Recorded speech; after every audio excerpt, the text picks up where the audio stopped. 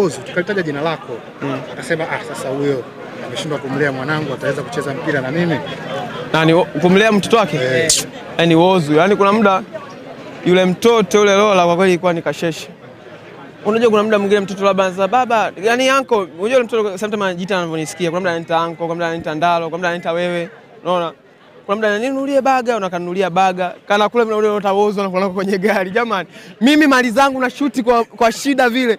Whozu akale mali zangu. Kwa hiyo mwisho wa siku nikaona Whozu anatumia mahusiano yale kuja kunitafuna mimi. Anatumia mahusiano kuja kunitafuna mimi kwa sababu mali zangu mimi natoa vitu. Whozu aenda nakula kweli. Yule mtoto uzuri, yule mtoto anaongeaga ukweli. Unakanunulia kitu anambia nimekula na baba. Jamani, Whozu umekula baga langu. Kwamba yeye unavyohudumia na Whozu ana? Yeye anasema shida kumhudumia yule mtoto kweli. Kweli una akili timamu.